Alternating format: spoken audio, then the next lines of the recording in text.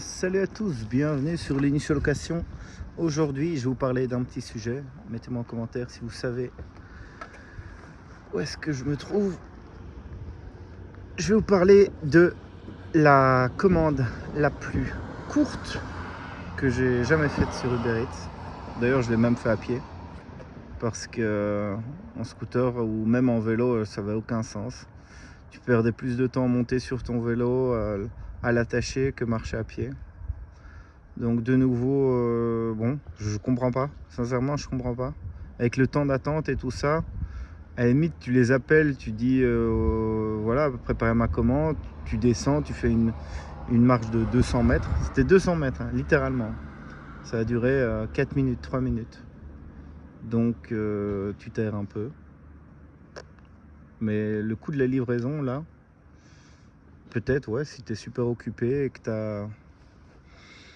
t'as pas envie de bouger, mais j'ai l'impression en fait c'est ça le truc, c'est que les gens sont cloisonnés chez eux.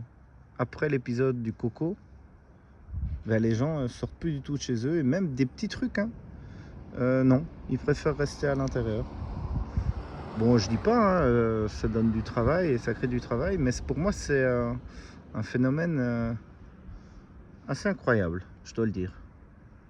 Assez incroyable parce que jamais, mais vraiment, là, on parle d'un business comme ça avec des gens qui allaient faire ça. Je te dis, mais non, zéro chance que ça, qu'il y ait même une commande tous les 5 ans ou 10 ans. Eh ben pourtant, si. Et ça va, des commandes à 200 mètres, 300 mètres, 400 mètres, 500 mètres, 900 mètres. Bon, vous allez me dire, ouais, 900 mètres, ça commence à faire un petit 10 minutes à pied, 13-14 minutes. Donc ouais, allez, on peut l'accepter. Mais même en termes de temps, parfois quand il fait beau, quand il pleut, je me dis bah non, en fait ça change rien du tout. Ça vraiment, la météo n'a aucune répercussion là-dessus. Donc voilà. Après, il faut savoir combiner ça aussi, parce que du coup, accepter des commandes comme ça en scooter ou même en voiture, ça peut vous faire littéralement perdre de l'argent, ça. Vous devez trouver un stationnement, descendre, prendre, marcher, récupérer votre voiture, tout positionner. Bref, checker ça quand même. Là, les commandes mi-distance en scooter, je crois que je les capte quasiment tous parce que bah, c'est vraiment trottinette, vélo. Alors on a aussi les trottinettes électriques trafiquées qui montent à... J'en ai eu un, il était bien à 60-70, tranquille. J'étais là avec mon scooter derrière lui, je dis waouh, sans casque, sans gants, ça je dis quand même, ouais, c'est quand même chaud quoi.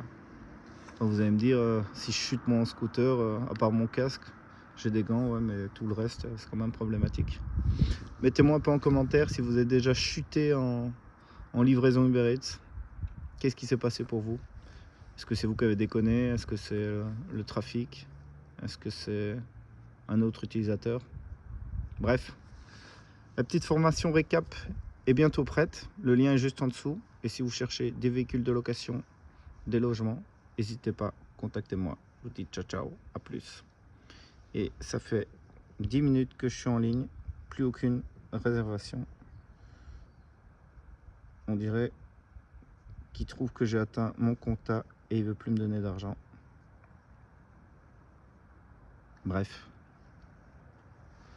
on est, je fais un petit récap, 137 €. Un mardi, non, mercredi. Allez, ciao.